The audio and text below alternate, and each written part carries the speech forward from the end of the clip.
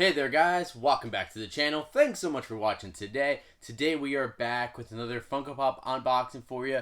And this time we're going to be taking a look at the new Funko Pops for the brand new Star Wars series, the Book of Boba Fett. Now, I mean, of course, we already had the finale of it, so I also thought I would take this opportunity to talk a little bit about the show, my thoughts on the show, kind of give a little review, while we also take a look at these two Pops, because they're finally starting to hit stores, or at least come in the mail for me, among some of the major retailers. I ordered them from Target myself, so Target just got mine in.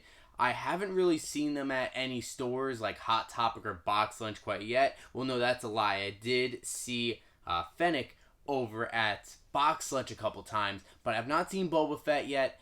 I believe I saw them both at the Funko shop back in December, and I showed that off during a Funko hunt there, but I have not been able to pick them up, and we finally have them in hand. So we'll go ahead and show them off, and then we'll also do kind of our thoughts on the Book of Boba Fett, which I think would be a lot of fun.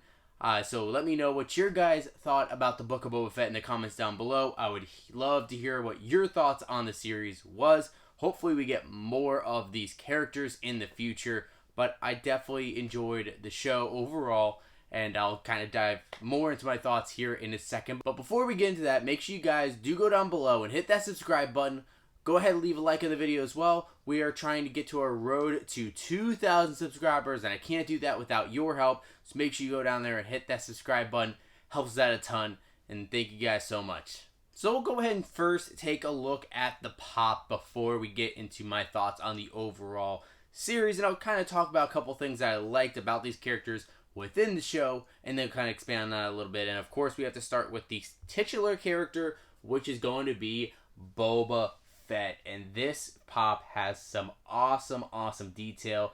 I really do enjoy this one as well. But one thing I do enjoy about these pops too is the boxes. They do have an updated kind of design of the box, so you can kind of see that you kind of have some of Tatooine there in the back, kind of the sunset and the sand dunes.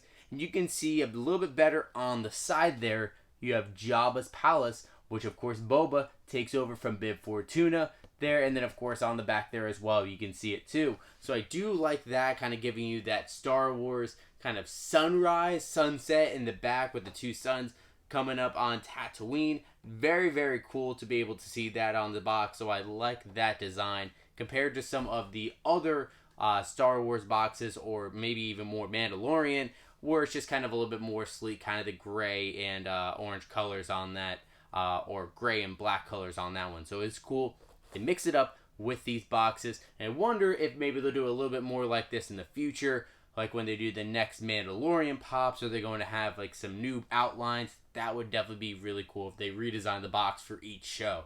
But I definitely like this pop a whole lot more than the pop that we got from Mandalorian Season 2. And although it's a cool pop for sure, this one is definitely my favorite out of all the recent new Star Wars Boba Fett pops that are from the current iteration that we see on Disney Plus. Not counting the bait exclusive one, which is awesome. I really like that one.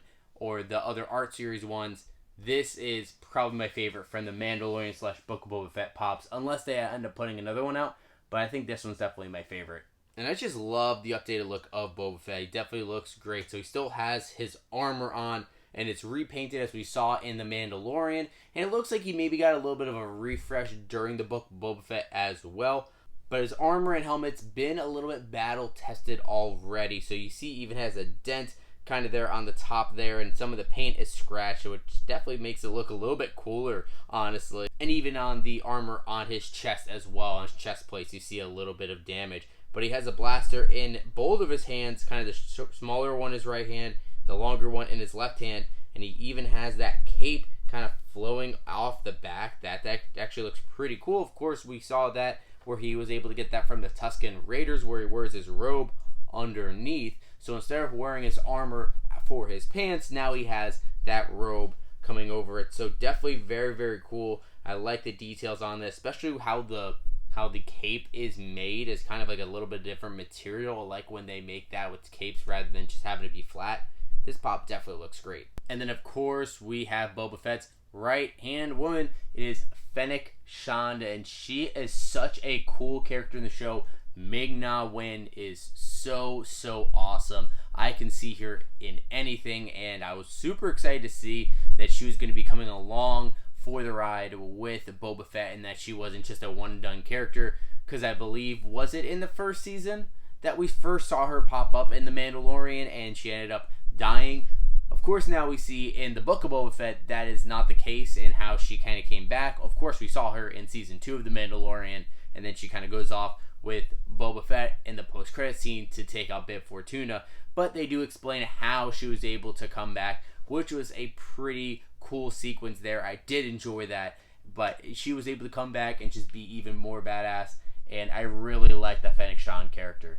And there are two things that I really love about Fennec Shand's look in the show and also on this pop. One is the outfit. You have the all black coat and the clothes underneath it, kind of like a leathery type of feel there, but she also has the gold kind of ringing around it and the lining. It just makes it look really cool. I love how those colors kind of pop. And then I also love her hair, the way she has those orange kind of braids, and the braids running all throughout, the different colors in her hair.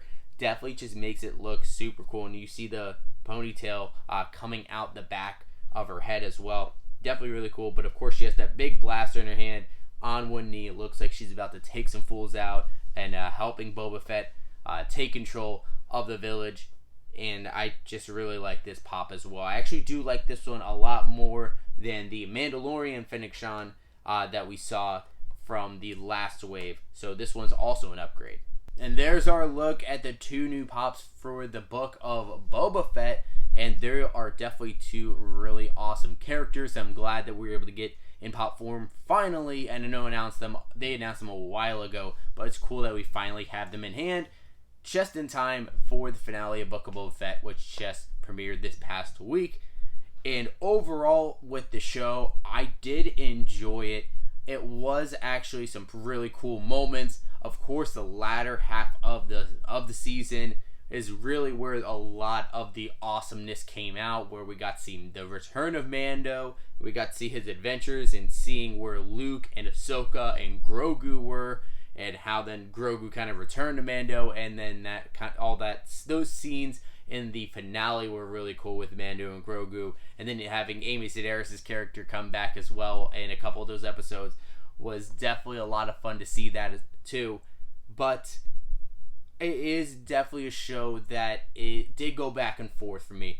The first 2 or 3 episodes, we actually had to rewatch a couple times because it was kind of harder to get into it and just make sure that I was following everything. And sometimes I can see myself thinking about, Boba Fett and the Mandalorian, and what could this set up for Mandalorian Season 3, and thinking about Mandalorian Season 3, but no, you got to focus on this show.